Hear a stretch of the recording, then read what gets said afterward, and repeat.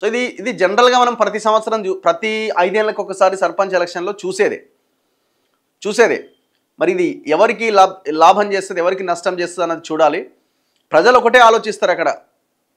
ఎవరైతే బలంగా ఉంటారో వాళ్ళని గెలిపించుకోవడానికి కొంత ప్రయత్నం చేస్తారు. ఎవడన్నా మహాభయంకరమైన అరాచకవాది ఉంటే పార్టీలకు అతీతంగా ఒక్కటవుతారు. ఇప్పుడు ఆయా గ్రామాల్లో అదే జరుగుతుంది. మేము నల్గొండకు పోతే ఆ ఎల్లమ్మగూడెం పక్కన ఇంకొక విలేజ్ ఉండే. మేము కారులో వస్తుంటే అక్కడ ఉన్న యూత్ ఆపి ఒక వ్యక్తి ఇక్కడ అరాచకం చేస్తున్నాడు శ్రీనివాసరెడ్డి అన్నట్టు ఆయన్ని ఓడగొట్టడం కోసం ఇక్కడ మేము బీఆర్ఎస్ బీజేపీ అందరం ఏకమైనమని. సో ఇట్లాంటి సందర్భాలు చాలా ఉన్నాయి.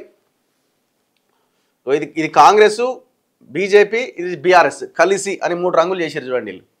పంచాయతీ ఎన్నికల పుణ్యమాని గ్రామాల్లో చిత్ర విచిత్రాలు జరుగుతున్నాయి. పార్టీలకు అతీతంగా ప్రత్యేక గుర్తులతో ఎన్నికలు జరుగుతున్నప్పటికీ రాజకీయ పార్టీలు బలాబలాలు ప్రదర్శిస్తున్నాయి. ఎలా గెలిచామన్నది కాదు, గెలవడమే ముఖ్యమన్న రీతిలో వ్యూహాలు అమలు చేస్తున్నాయి. తాము మద్దతు ఇచ్చే అభ్యర్థులను గెలిపించుకోవడానికి శత్రువుకి శత్రువు మిత్రుడు అనే ఫార్ములాను గట్టిగా వాడేస్తున్నాయి. దీంతో గ్రామాల్లో ఊహించని అవగాహనలు, ఆసక్తికర పొత్తులు నడుస్తున్నాయట. సో ప్రజలు కూడా ఒకటే ఆలోచించాలి. మీకు మంచి చేసే నాయకుడిని మీరు ఎన్నుకోండి, పార్టీలను పూర్తిగా పక్కన పెట్టండి. వాడు బీఆర్ఎస్ అయినా, కాంగ్రెస్ అయినా, బీజేపీ అయినా, ఎవడైనా కావచ్చు.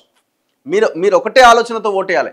ఈ అభ్యర్థి మన గ్రామంలో ఉంటాడు, ఈ అభ్యర్థి మనకి సేవ చేస్తాడు, ఈ అభ్యర్థి భవిష్యత్తులో కూడా ఇక్కడే ఉంటాడు, ఈ అభ్యర్థి మనం వెళ్తే మనకు ఒక భరోసా ఇస్తాడు, మంచిగా మాట్లాడతాడు, న్యాయం చేయగలుగుతాడు, కష్టపడతాడు, అట్లీస్ట్ మనం చెప్పేది వింటాడు.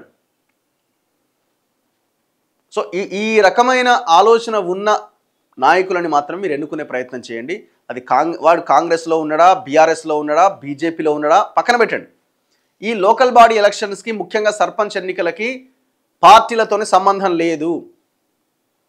తర్వాత వాళ్ళు గెలిచిన తర్వాత లెక్కలేసుకుంటారు, ఇది ఏ పార్టీ వాడే పార్టీ అని. అందరు మళ్ళీ కాంగ్రెస్కే పోతారు. ఇది ఉన్నదే కదా.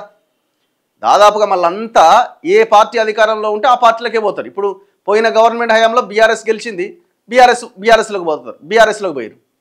ఇప్పుడు అధికారంలో 3 ఏళ్ళు కాంగ్రెస్ ఉంటుంది. సో కాబట్టి మళ్ళీ వాళ్ళు ఇటు జంప్ అవుతారు. ఇది జనరల్గా జరిగేదే. సో అందుకని మీరు ఒకటే ఆలోచించాలి. ప్రజలంతా మీ నాయకుడు ఎవరు, ఎలా ఉండాలి అని మీరు నిర్ణయించుకోండి. పార్టీ గుర్తు మీద జరిగే ఎన్నిక ఇది కాదు. పార్టీల పరంగా మీరు ఓటు వేయకండి.